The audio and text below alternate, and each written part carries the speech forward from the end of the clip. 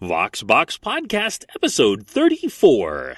According to the Star Wars universe, about 97% of all asteroids contain either space slugs or Skywalkers. What is thy bidding, my master? There is great disturbance in the Force. The Vox Box Star Wars Podcast. Your source for Star Wars comics, news, and more. And now your host, Michael Corley.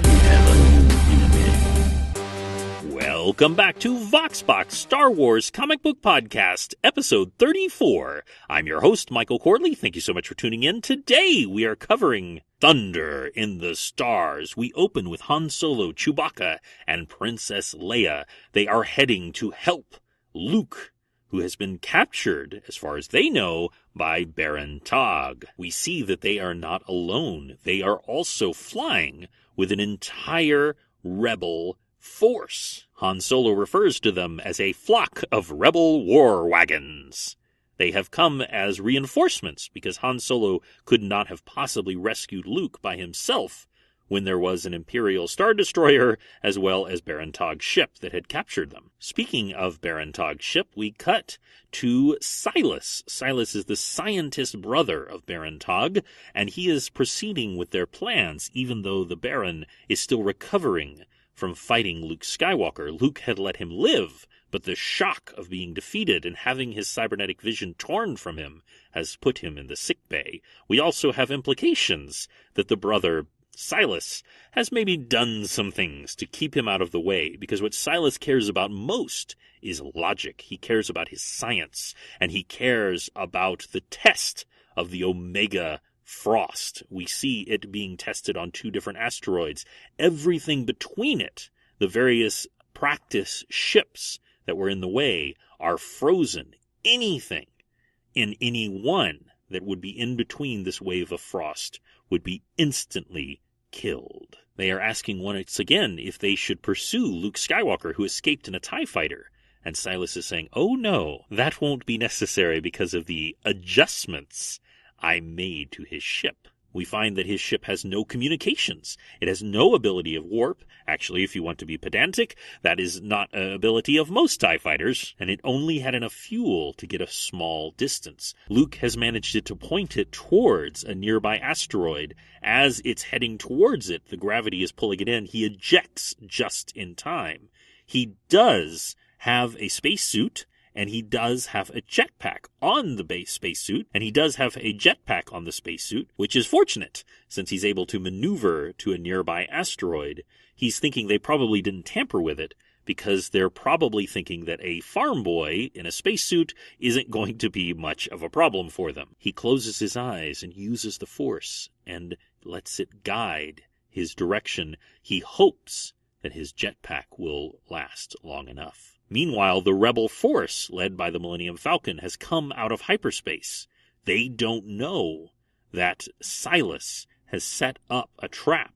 If they are caught in the Omega Frost, they will all be killed. Before they go into the scrap, as Han Solo says it, Leia gives him a kiss for good luck. Finally, she's not kissing her brother, which I'm very relieved to report. Back on the Tog ship, they are asking, should we maybe get a little further back so that we don't get caught in that Omega Frost?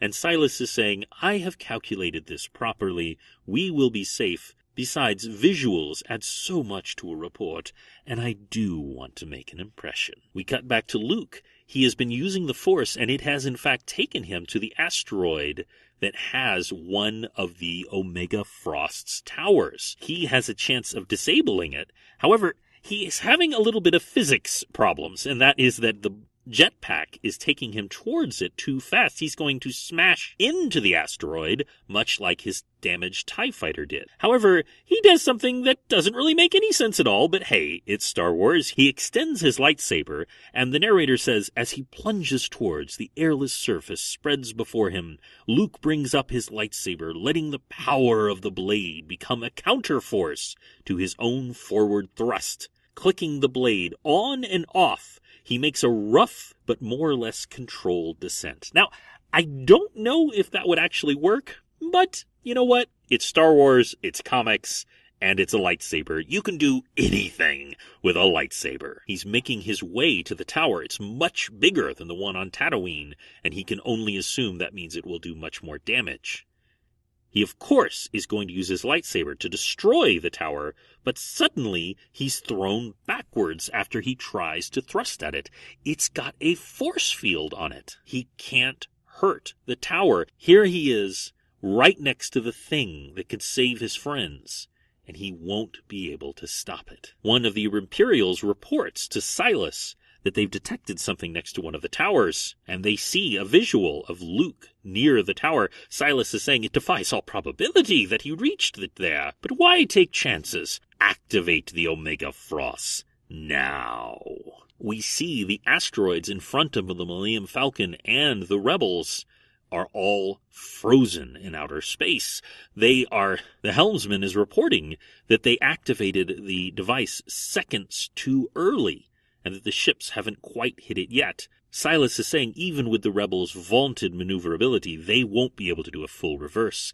In seconds, they will collide with the Mega Frost beam, and they will be destroyed. However, Luke Skywalker has not given up. He meditated, and he's found what he hopes is the right way.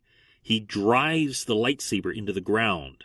It's a torturous effort out on this airless rock. But finally, he keeps hitting with his lightsaber until he reveals underneath the tower is the base, and he prays that the force field does not extend underneath the asteroid, and indeed it does not. He stabs into the base of the tower, and it is destroyed. Just as he does, the Millennium Falcon and the rest of the rebels make their way into the field, and yet somehow they survive, thanks to Luke Skywalker. Silas is terribly confused. He's used to experiments in the laboratory where there are predictable results, but laboratory tests never include Jedi. He starts to freak out, in fact, and he runs to find his older brother, because his older brother was always in charge. He was the one that led these kind of missions, and surely he will have the answer.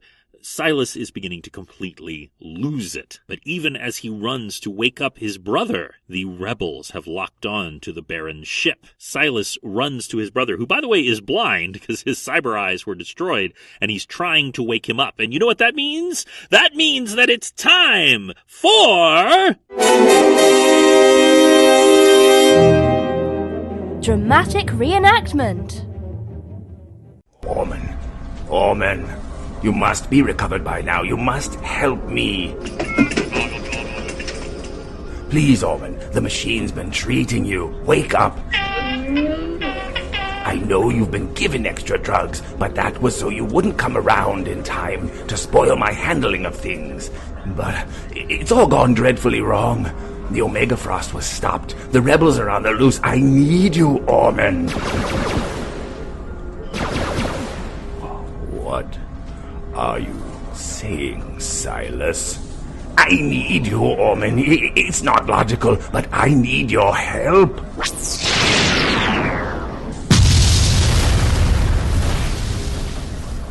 Such a fun reading of Silas Togg, the simpering brother of the Baron. It was done by Scott Allen from the 501st Cast, a podcast which is geared primarily towards the men and women of the 501st Legion, Vader's First, an all-volunteer Star Wars costuming organization which represents the bad guys of the Star Wars universe with movie-accurate costumes. These troops do some amazing charity work. You can find Scott at 501stlegion.org/podcast. Thanks, Scott. It is too late. The Baron's ship is destroyed. However, one transmission did get through, an order to go and kill Luke Skywalker as he slowly asphyxiates as his suit runs out. A TIE fighter is coming to finish him off, but the Millennium Falcon destroys the TIE fighter before it can kill Luke Skywalker. Leia is worried that they haven't gotten there in time, but we see Han Solo putting on a spacesuit, and he's saying, "Unfurrow your brow, princess. I never missed a last-minute rescue yet. Chewie will take over while I pick up the kid. Despite my cynical soul, even I enjoy an occasional happy ending. And that ends Star Wars number 34. A fun little conclusion to the Omega Frost storyline. We start next week with Darth Vader. You have a wonderful day, and may the Force be with you. No!